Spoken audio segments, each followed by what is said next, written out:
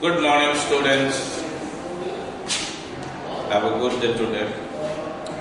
Today, we will continue our topic, that is bacteria. And in this class, we will study about reproduction in bacteria. So, our topic today is reproduction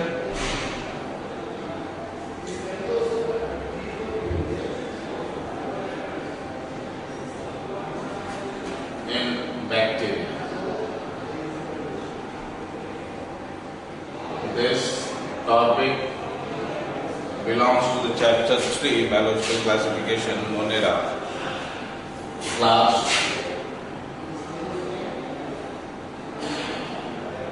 11, lecture 4 or 5, I have not remembered. So, in our previous class, we studied about nutrition in bacteria, nutritional pattern in bacteria. This class will discuss reproduction in bacteria. How do bacteria reproduce? Bacteria can reproduce sexually, asexually, by both means. That means they perform asexual as well as sexual reproduction. Asexual reproduction occurs by binary fusion. Most common type of asexual reproduction is binary fusion, multiple fusion.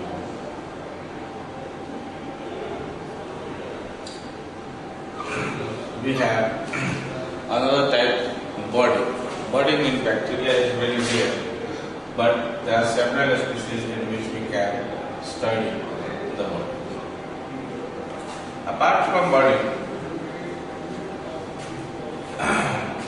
they reproduce asexually also by forming spores, conidiospores. Conidiospores. They are oidiospores.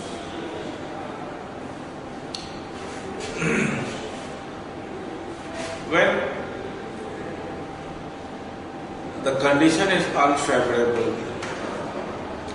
for some certain bacterial species, they develop a very hard cyst around it. And among them, the most prominent structure which they develop is called endospore. So, endospore formation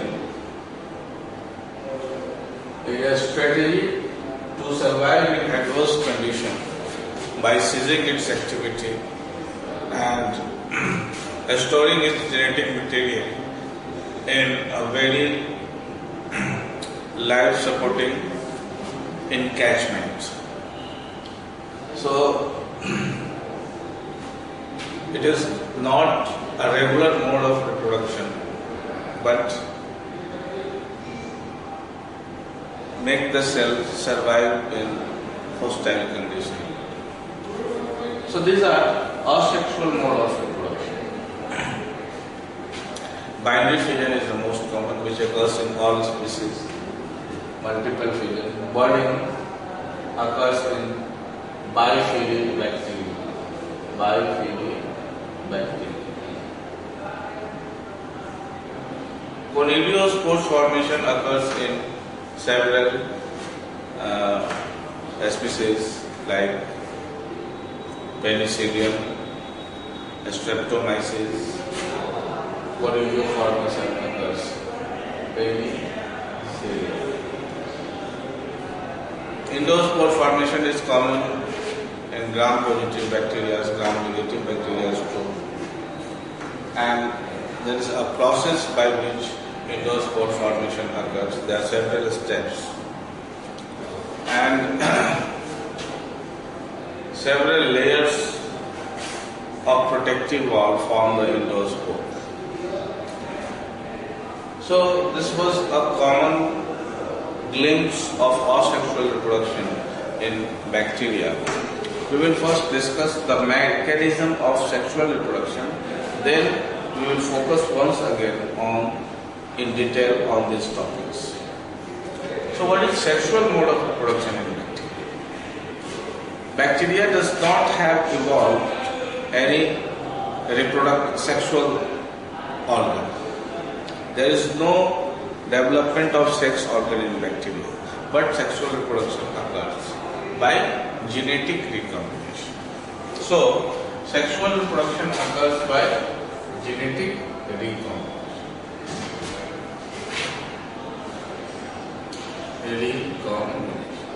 And there are three mechanisms by which the reproduction occurs, and that is conjugation.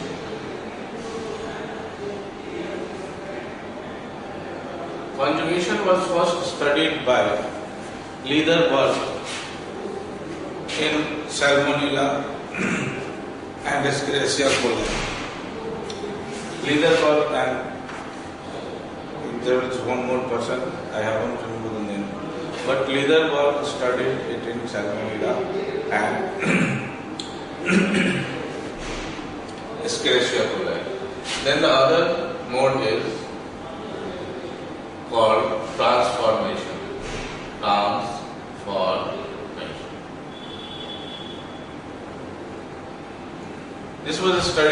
Transformation was studied by Griffith.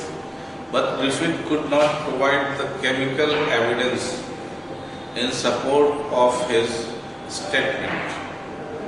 10 years later, the experiment of Griffith, that was MacLeod, McCarthy, there are a group of 3 or 4 people who provided chemical evidence for the statement of Griffith in 1928.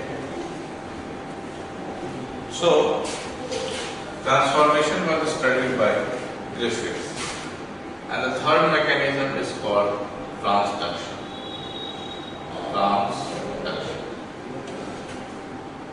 So, this is a chart of different mechanism of reproduction in bacteria.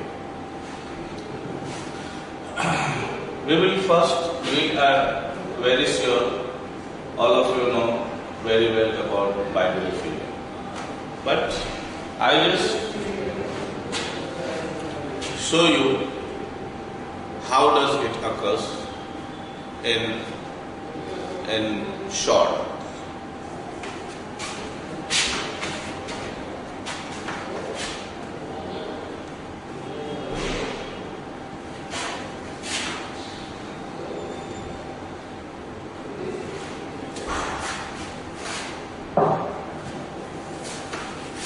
Bibliophilia.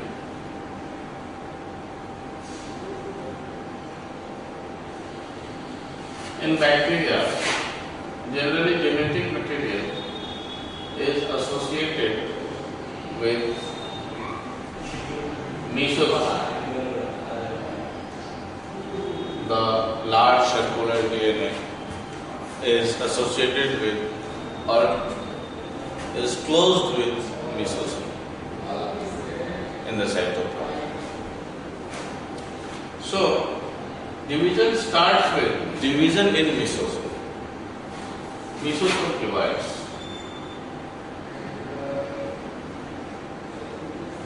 Which causes creation of a follicle in the cell union. And at the same time, a copy of genetic material passed into another half, from one portion to another. So, at the same time, a copy of this genetic material passed into the second half. And this gets separated. Again, the furrow becomes deeper and deeper. cell wall formation occurs in this form.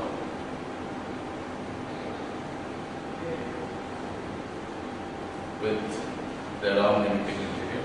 This becomes deeper and deeper, and one day they arrive at the last portion and divisions become clear.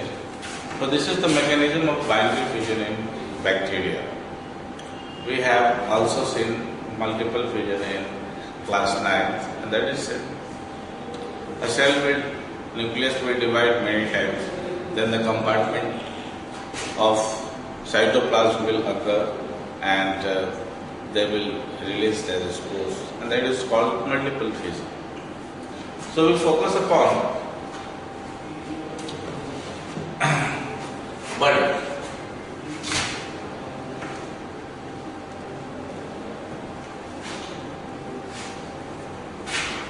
What is budding? Budding in unicellular is different from budding in multicellular. Budding in unicellular. The cellular envelope bulges out, and a copy of genetic material passed into that, and that becomes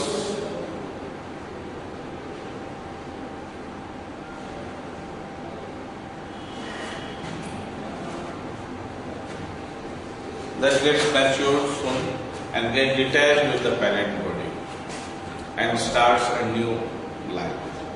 So what is the difference between binary fission and body? Binary fission and in binary fission, there is equal division of cytoplasm as well as genetic material. Here, equal division of cytoplasm as well as genetic material.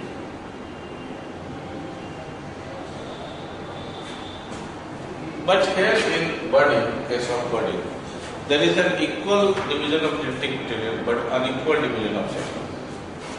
Body, equal division of genetic material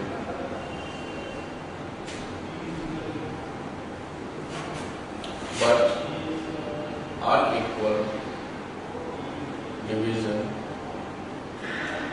of cytoplasm.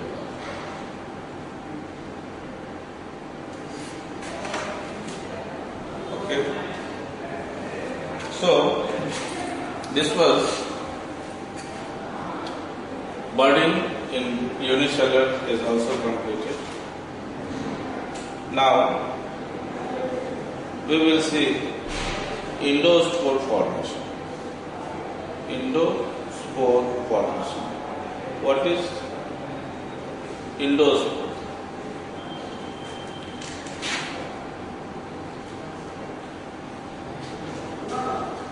Endospore formation is generally triggered by lack of nutrients or change in environmental condition.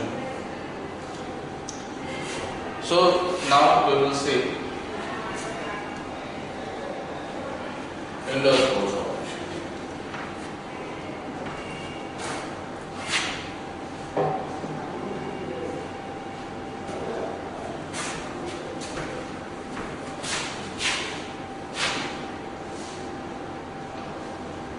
Endospore formation.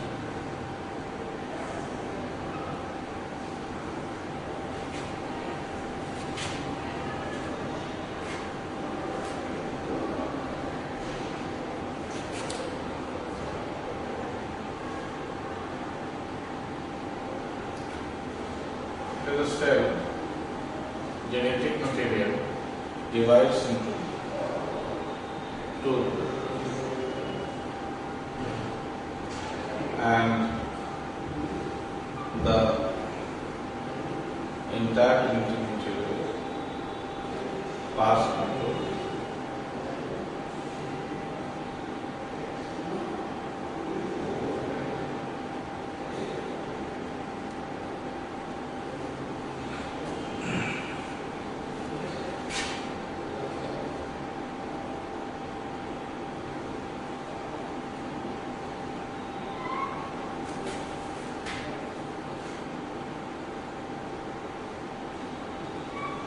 cortex is formed. Over the cortex is the spore coat, exosporium,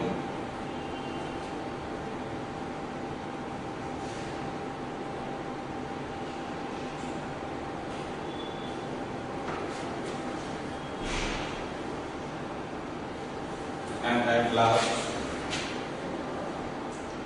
core has inner membrane,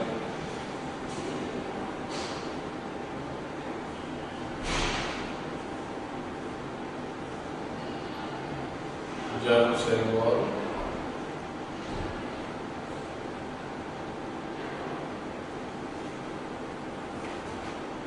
cortex,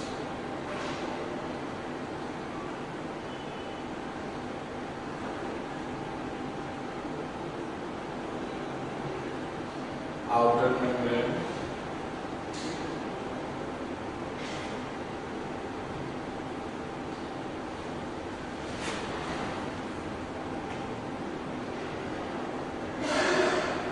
and the cell coat.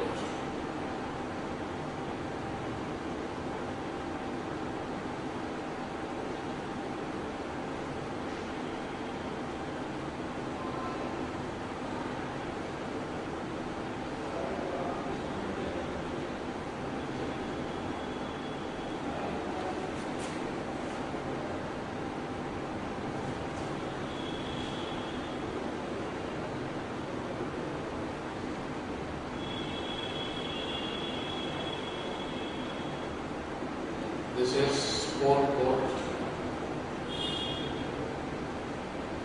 spore coat.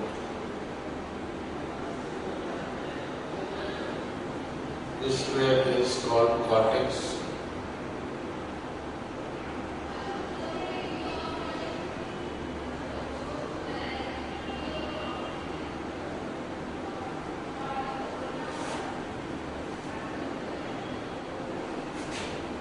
And then there is a spore wall,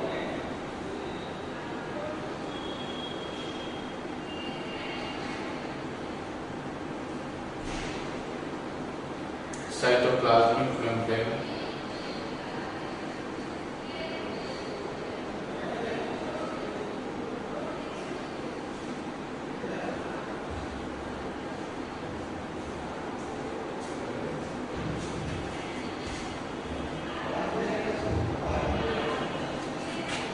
a spore coat is made up of keratin protein. This spore coat is made up of spore wall. Sorry, this is spore wall. The outermost layer, the spore wall, which is also known as exosporium. The spore wall is also known as exosporium. Then the spore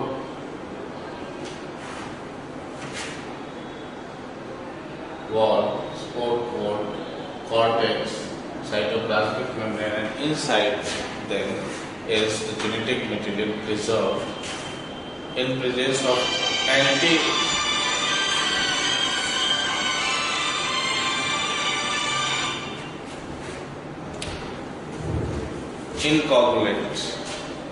anticoagulant agent picolinic acid is present here, which maintains the lively condition.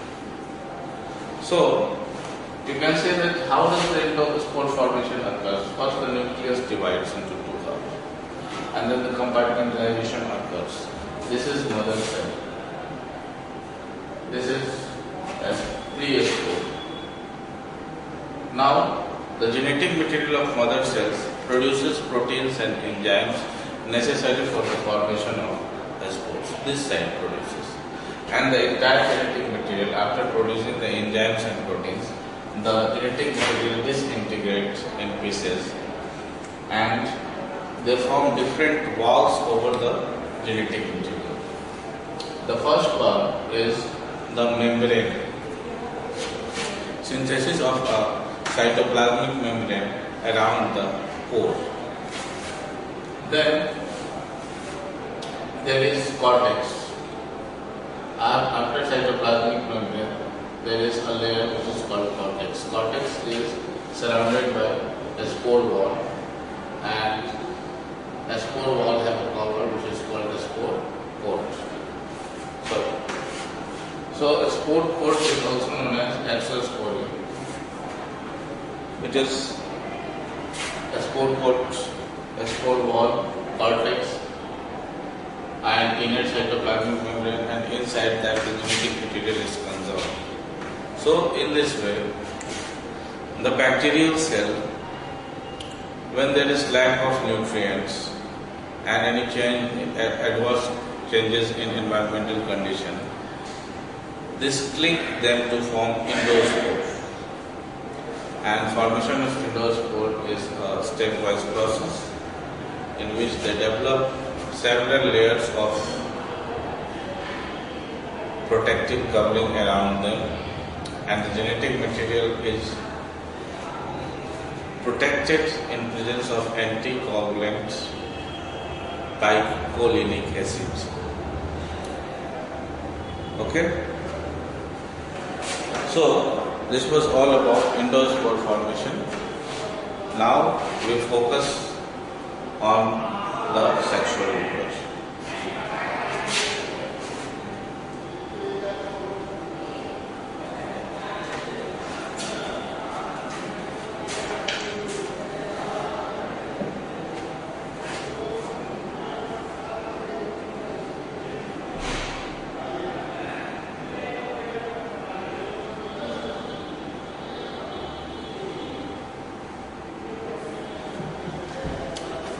I think it will be better to study the sexual reproduction in next class, so that we can discuss the entire three mode of reproduction, sexual reproduction in bacteria in detail in a separate class. Okay? So till then, goodbye. Stay at home, stay safe. Thank you.